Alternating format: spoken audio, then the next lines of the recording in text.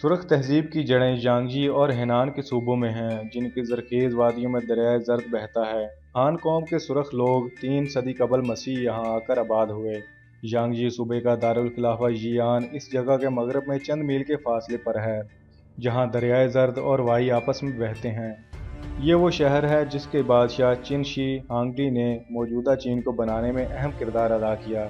یہ بادشاہ چن ہی تھا جس نے آپس میں لڑنے والے قبائل کو متحد کر کے ایک قوم کی شکل دی۔ چن نامی اس بادشاہ کا مقبرہ شہر کے مشرق میں 20 میل کے فاصلے پر ہے، جو خود ایک قابل دید مقام ہے۔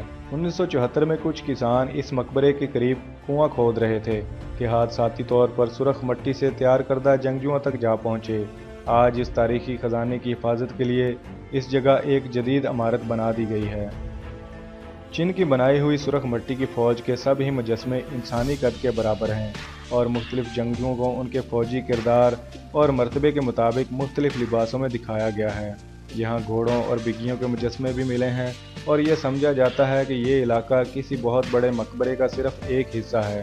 سرخ مٹی کی فوج کا علاقہ چن کے مرکزی مقبرے سے 1 میل کے فاصلے پر ہے، جس میں بہت سے تاریخی نوادرات موجود ہیں۔ مقبرے کے آس پاس کچھ آزمائشی نوعیت کی کھدائی کی گئی ہے، لیکن ابھی تک مقبرے میں داخلے کا مرکزی دروازہ دریافت نہیں ہو سکا۔ کہتے ہیں کہ چن جب صرف 13 برس کا تھا تو اس نے اپنے مقبرے کی تعمیر شروع کروا دی تھی۔ اس تعمیر میں ہزاروں کارکنوں نے حصہ لیا اور یہ 36 سال میں مکمل ہوئی۔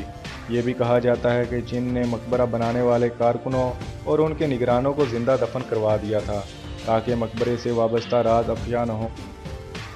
آج تک زیر زمین 3 کھدائیوں میں، جن کا رقبہ 22,000 مربع میٹر ہے، جو قد آدم انسانی اور گھوڑوں کے مجسمے دریافت ہوئے ہیں، ان کی تعداد 8,000 ہے۔ 15 تا 20 فٹ گہرے گڑھوں میں کچے کمرے اور راہداریاں بھی بنائی گئی تھیں، جن میں مجسموں کو رکھا گیا تھا۔ راستوں کے درمیان مٹی کی دیواریں تھیں، لیکن فرش پر پکی اینٹیں لگی تھیں، جن پر جنگجوؤں اور گھوڑوں کو کھڑا کیا گیا تھا۔ گہرے راستوں پر لکڑی کے تختے رکھ کر چٹائیاں ڈال دی گئی تھیں تاکہ چھت بن جائے۔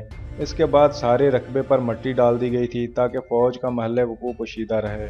ان کی تعمیر سے لے کر اب تک تقریباً 2000 سالوں کے دوران کہیں کہیں چھت گر جانے سے مجسموں کو نقصان پہنچا اور کہیں کہیں آگ کے نشانات سے اندازہ ہوتا ہے کہ شاید انہیں چوری کرنے کی کوششیں بھی کی جاتی رہی ہوں گی۔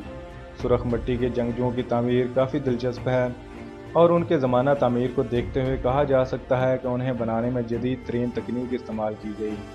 چین بادشاہ سے پہلے چین میں مٹی سے جو ظروف سازی کی جاتی تھی وہ نسبتاً چھوٹی چیزوں کی ہوتی تھی اور نسبتاً کم آنچ پر پکائی جاتی تھیں۔ 242 سے 660 پاؤنڈ تک وزنی مجسمے یہ ظاہر کرتے ہیں کہ انہیں 950 تا 1050 سینٹی گریڈ درجہ حرارت پر پکایا گیا تھا، جس وجہ سے وہ بہت ٹھوس ہیں۔ مقامی مٹی کو استعمال کرتے ہوئے تقریباً تمام مجسمے ایک ہی طریقہ کار کے تحت تیار کیے گئے۔ ان کے سروں، بازوؤں اور دھڑوں میں خلا رکھا گیا، لیکن ٹانگیں ٹھوس بنائی گئیں۔ یہی بات گھوڑوں کے لیے بھی کہی جا سکتی ہے کہ جسم کے مختلف حصوں کو بنانے میں مختلف طریقے استعمال کیے گئے اور پھر انہیں جوڑ کر آگ میں پکایا گیا۔ انسانی سروں کو 2 حصوں والے کھانچوں میں تیار کر کے جوڑا گیا۔ ان پر کان، ناک، بال اور دوسرے نقوش ہاتھ سے بنائے گئے۔